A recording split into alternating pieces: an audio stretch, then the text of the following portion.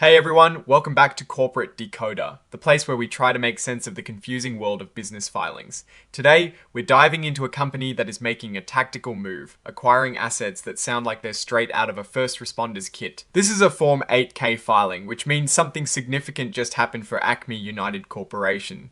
Think of it like a company hitting the newsstands to announce a big event, and this one looks like a pretty substantial acquisition. So what is the big news? Well, on the 15th of January of 2026, ACME United Corporation, or the company as they call themselves in this report, announced they bought a bunch of stuff.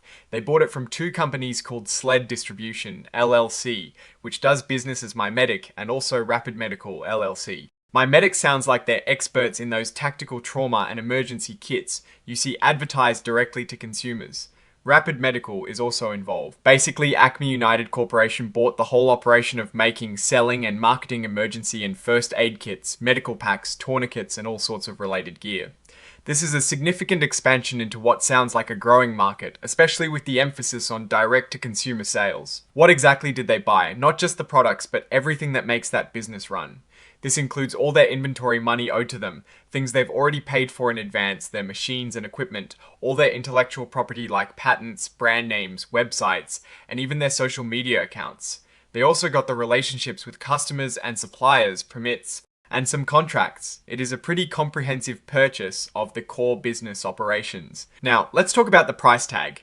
The total maximum price for all these acquired assets is $18.7 million.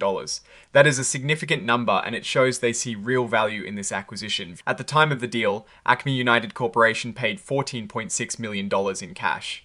That is a big chunk of change, showing their commitment to closing this deal quickly. But there is still $4.1 million left to pay, and it is not a sure thing. Part of that depends on how well the business performs. Specifically, $1 million is tied to achieving certain revenue targets by the end of 2027. This is a smart move for ACME United Corporation, as it means they only pay the full amount if the acquired business actually delivers on its promises. Another $3.1 million is being held back, which is essentially a safety net for ACME United Corporation, in case there are any issues with the deal, like legal claims or breaches of warranties. It is a standard practice to have these holdbacks to protect the buyer. Like most big deals, this agreement comes with a lot of legal protections. It includes standard promises, guarantees, and agreements about what each party will and will not do.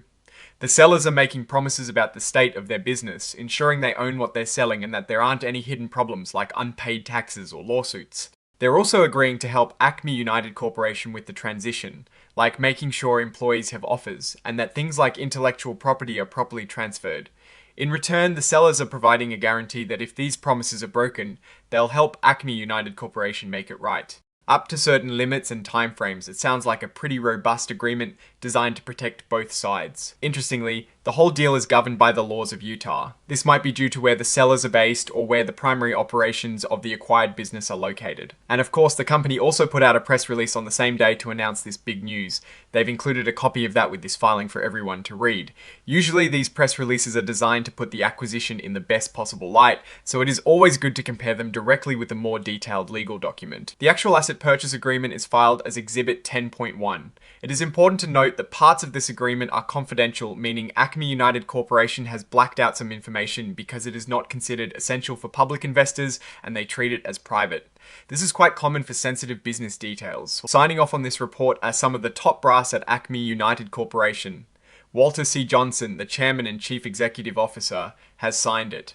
This shows that leadership is aware of and approving of this filing and the transaction. And alongside him is Paul G. Driscoll, the Vice President and Chief Financial Officer.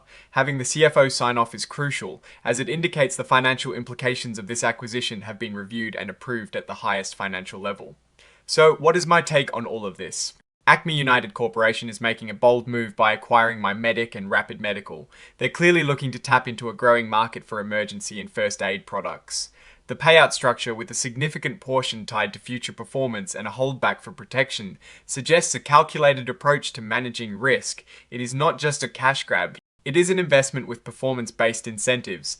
The strengths here are a clear strategy to expand into a potentially high-growth sector and a structured payment plan that mitigates some of the upfront risk. The weakness, as always with acquisitions, lies in the integration. Can ACME United Corporation effectively merge these new operations, leverage their existing distribution channels, and truly unlock the value of these acquired businesses? The success of the $1 million in milestone payments will be a key indicator of how well the acquired business performs under ACME United Corporation's ownership. A notable risk is the competitive landscape. While MyMedic seems to have a direct-to-consumer edge, the emergency medical supply market can be crowded.